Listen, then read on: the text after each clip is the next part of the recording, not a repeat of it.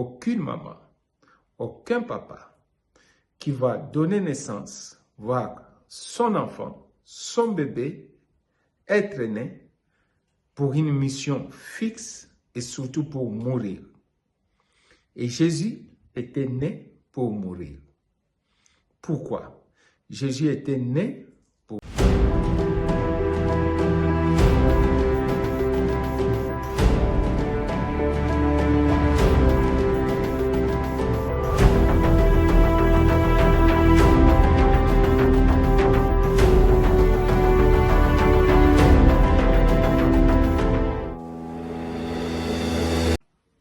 Bonjour mes frères, joyeux Noël, bonne fête de Noël. Nous sommes aujourd'hui le 24 décembre 2025. Je vous dis bénédiction de Dieu partout où vous êtes. Je vais prendre quelques 15 minutes dans l'école de leadership, la simplicité de l'évangile, pour parler un peu d'un petit message, une petite révélation de Dieu. Toujours comme dans cette école, c'est l'enseignement biblique basé sur laisser la Bible nous enseigner. L'enseignement non dilué avec les pensées humaines. Le titre de notre enseignement court, très court, c'est « Jésus né pour mourir ». Puisqu'aujourd'hui, avec Noël, cette fête en anglais on dit Christmas, donc les fêtes de Noël qui sont devenues plus commerciales, les gens ont oublié, bon, il y a beaucoup de discussions tout autour, c'est les fêtes des païens. Bon, dans le contexte actuel que le Christ est né le 25 décembre, bon, ça c'est seulement calendrier grec, comme on dit, le calendrier grec, mais Jésus n'est pas né le 25. Quand vous étudiez souvent la Bible ou bien l'exégèse, la chronologie exégèse, vous allez voir que Jésus est né vers le 20 ou le 25 mai. Voilà. Mais on accepte que le 25, c'est la date quand même que le monde se repose, le monde se souvient de Jésus. Mais la question qu'on doit se poser, nous, les chrétiens, les nés de nouveau, qui vivent par la parole de Dieu, pourquoi alors Jésus était né? C'est le titre de mon message aujourd'hui, comme je vous ai annoncé dans cette école de leadership, que nous allons vraiment entrer en profondeur de la Bible, de l'enseignement. Mes frères et sœurs, Jésus était né pour mourir.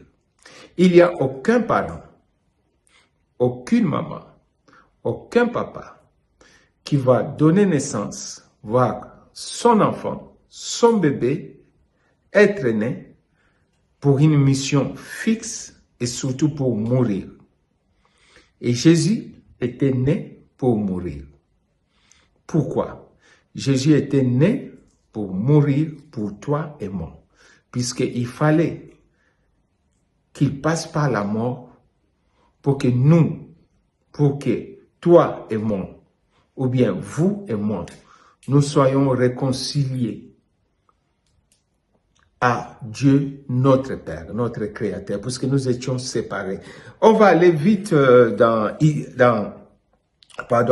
va aller vite dans Genèse. Je préfère commencer par Genèse. Je vais prendre ma Bible rapidement. Genèse chapitre 3. Ouais, Genèse chapitre 3. Je vais aller là-bas vite. Genèse chapitre 3. On va voir verset 14 à 15. Verset 14 à 15. Genèse chapitre 3, verset 14 à 15. Je suis tombé, j'ai fait une petite erreur, je suis parti en anglais, il faut chapitre 3, verset 14 à 15. Ok, la Bible dit, Genèse chapitre 3, verset 14 à 15. L'Éternel Dieu dit au serpent, puisque tu as fait cela, tu seras maudit entre tous les bétails, entre tous les animaux des champs. Tu marcheras sur ton ventre et tu mangeras de la poussière tous les jours de ta vie. Je mettrai inimitié entre toi et la femme, entre ta postérité et sa postérité, celui-ci t'écrasera la tête et tu lui blesseras les talons. Les mots ici, femme, ça représente l'Église. Et dans l'Église, Jésus est venu comme pour donner naissance à l'Église. Donc ici, quand on parle de l'Église, la femme ici, qui, avec l'image de l'Église, donc on sait déjà qu'on parle de Jésus. Cela veut dire que Dieu, après le péché d'Adam, Dieu a déclenché le plan de ce que nous, aujourd'hui, les chrétiens, nous disons, c'est le fête de Noël. Donc Emmanuel est né. Donc l'enfant, Jésus est né. Donc voilà. Donc tout commence d'abord dans le livre de Genèse. C'est pourquoi je dis toujours que Jésus est caché dans l'Ancien Testament, mais révélé dans le Nouveau Testament. Allons vite fait pour comprendre cela. Allons dans Isaïe, chapitre 9. De bonnes choses arrivent maintenant encore. Ésaïe, pardon, je suis anglophone. Ésaïe, toc, toc, toc. Ésaïe, chapitre 9, verset 6. Je vais lire au nom de Jésus. C'est très important. Maintenant, j'entre dans une révélation. Prenez les Bibles chez vous. Alors, Ésaïe chapitre 9, verset 6 dit, « Car un enfant nous est né, un fils nous est donné. » Je répète. « Car un enfant nous est né, un fils nous est donné. » Voilà des mots très capitaux ici. On parle d'un enfant, un fils. Pour un enfant, on dit, il est né. Mais pour le fils, nous est donné. Wow, my God, I love my Bible. Wow. L'enfant ici, on parle de l'enfant en chair humaine. Jésus qui a pris le corps comme moi, le corps, qui s'est enveloppé de l'enveloppe, qui a pris l'enveloppe de l'homme.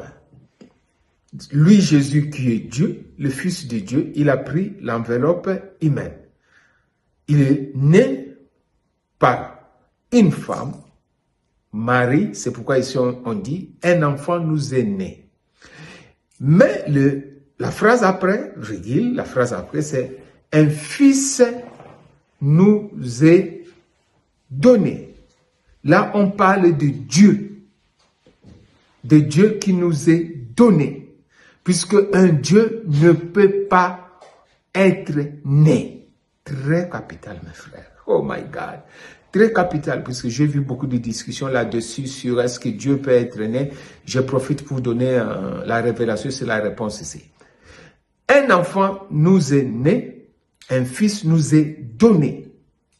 Le Dieu qui a pris le corps, l'enveloppe humaine, venu comme un enfant, caché dans un corps d'un enfant, est sorti, est né, sans péché, sans passer par l'acte sexuel, puisque Marie ne connaissait pas Joseph pour que Jésus soit qu'elle tombe enceinte.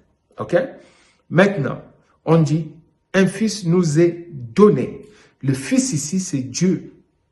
Dieu, le Fils, nous est donné. Et pour comprendre cela, on doit aller directement dans le Nouveau Testament. On va aller vite fait dans le Nouveau Testament, mais dans le livre, dans l'évangile de Jean. Ok? Dans l'évangile de Jean, chapitre 1, verset 17. Verset 17. Alors, l'évangile de Jean, chapitre 1, verset 17. La Bible dit, « Car la loi a été donnée par Moïse, mais la grâce et la vérité sont venues par Jésus-Christ. » Jésus lui-même est la vérité et la grâce. Il est venu, il a quitté les cieux pour venir en bas vers les hommes. Il a quitté sa place royale et il est venu vers les hommes. C'est pourquoi j'aime toujours dire, dans un de mes livres, j'écris maintenant, que le Dieu qui se déplace, le Dieu qui court, il court vers nous. C'est pourquoi l'histoire, le proverbe de l'enfant prodigue, c'est l'enfant prodigue, le père là-bas représente Dieu. C'est le seul endroit biblique où l'image de Dieu aimant court vers son enfant pécheur. Oh my God, I love my Bible. C'est pourquoi je dis toujours, les bonnes choses des bénédictions passent beaucoup dans la vie des enfants de Dieu, des chrétiens qui savent que Dieu et Jésus les aiment beaucoup, ou Dieu et Jésus l'aiment beaucoup. Donc voilà Jésus qui est venu vers nous. La grâce et la vérité est venue par Jésus-Christ. Mes frères et sœurs, quand Dieu dans Genèse a déclenché l'arrivée de Jésus, l'arrivée de son fils Christ qui prendra le corps humain, il devrait venir pour mourir. C'est pourquoi il y a un temps mort de 12 ans quand on l'a vu dans les temples, jusqu'à 30 ans, un temps mort. Bon, je ne vais pas entrer dans les discussions théologiques ou bien scientifiques avec d'autres livres ou bien d'autres évangiles qui sont bannis par les religions, l'Église catholique, les protestants, puisque les Bibles que nous utilisons aujourd'hui sont les Bibles que les catholiques et les protestants ont accréditées. Mais il y a des Bibles encore, par exemple, le livre d'Enoch, il y a même l'évangile de Marie de Magdala, il y a beaucoup. Mes frères, le monde d'aujourd'hui, il faut lire. Et peut-être vous allez comprendre, ça va compléter certaines choses, ok? Mais je ferai un jour une émission spéciale sur les livres interdits par la religion, par le christianisme, par les catholiques et les protestants. On va lire, on peut prendre le livre d'Enoch, on peut prendre l'évangile de Marie de Magdala, on lit un peu, voilà. Ce sont des livres qui ont été découverts plus tard. Alors, voilà, Jésus est né pour mourir. Mourir pour qui? Pour toi et moi. Il fallait que un homme meure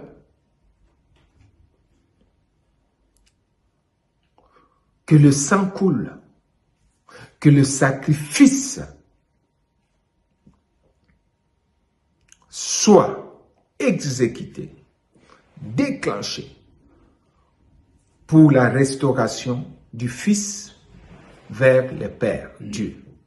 Et si nous revenons encore dans l'Ancien Testament, quand Adam et Ève ont péché, ils se sont couverts de feuilles des arbres. Cela montre leur propre, ils se sont justifiés, ils ont cherché à être justifiés par eux-mêmes. Et quand Dieu le cherchait, Dieu a posé la première question biblique. Adam, où es-tu? C'est la première question biblique, la première question du monde. Où es-tu? Puisque l'homme était séparé de Dieu. La première question du monde, la première question biblique, la première question spirituelle. Où es-tu? Ça, c'est tout un enseignement. Puisque cette question, si tu comprends, où est Dieu qui te demande, où es-tu, ma fille? Où es-tu, mon fils? Qu'est-ce que tu dois lui répondre? Puisque Adam était maintenant dans l'état de péché. Le péché sépare Dieu de son fils. Le péché sépare Dieu de sa fille. Et là, Dieu, tu pries, tu peux être dans l'église, mais si tu es dans un état de péché, Dieu ne te voit pas. Tu es déconnecté. Ok? Anyway. Alors, Dieu maintenant, qu'est-ce qu'ils ont fait? Il fallait qu'un animal soit sacrifié et que la peau de l'animal soit donnée à Adam et Ève pour se couvrir. Le sacrifice du Christ, l'image du Christ qui sera sacrifiée. Ça commence déjà dans Genèse. Oh my God, I love my Bible. Ça commence déjà dans les livres de Genèse. Ok? Et c'est pourquoi, plus tard, Jésus, par un seul sacrifice, Il n'y avait plus l'animal qu'on devrait tuer, l'animal qui devrait être sacrifié. Mais maintenant, c'est Christ. C'est Jésus maintenant, lui l'homme, qui a pris la place de nous, la place de l'animal. Il est devenu notre agneau qui était sacrifié. C'est pourquoi la croix, quand il a pris tous nos péchés, Dieu a donné don à Jésus, puisque Dieu ne peut pas voir les péchés que Jésus a portés. Dieu n'aime pas voir les péchés. C'est pourquoi à la croix, Jésus a crié, mon Dieu, mon Dieu, mon Dieu, pourquoi tu m'as abandonné? Puisque Dieu avait donné don à Jésus.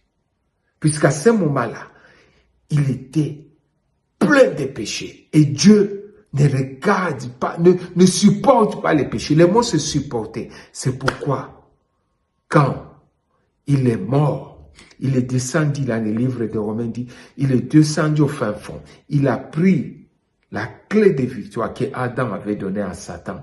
Maintenant, la Bible commence à appeler Jésus. Ce n'est plus le Fils unique de Dieu. Maintenant, Jésus est devenu le premier-né d'entre les morts, puisque toi et moi, nous sommes nés par sa résurrection. Donc, la fête de Noël, fêtez bien en famille, passez de bons moments en famille, avec les amis, consolez ceux qui sont seuls, ceux qui sont malades, surtout les veuves, les orphelins. Ayez une pensée propre pour eux, même un geste, et puis, dans la méditation de ces fêtes de Noël, soyez conscients et priez, remerciez Dieu qu'il a donné son Fils qui a pris chair humaine, qui est devenu Jésus, qui était né pour mourir, pour que toi et moi, nous soyons appelés le Fils de Dieu, les enfants de Dieu. I love my Bible. Bonne fête, moi et ma famille, on vous souhaite bonne fête de Noël 2025. Et puis, on se revoit en janvier avec la continuité de la simplicité de l'évangile, avec la thématique être assis, la position en Christ, que nous avons déjà presque clôturé. Nous commençons maintenant le deuxième étape, notre marche dans ce monde. Puisque un enfant, pour bien marcher, il doit d'abord apprendre à être assis. Je vous bénis et que Dieu vous bénisse dans vos familles, dans vos maisons. Joyeux Noël à tous. Bye. God bless. Bye.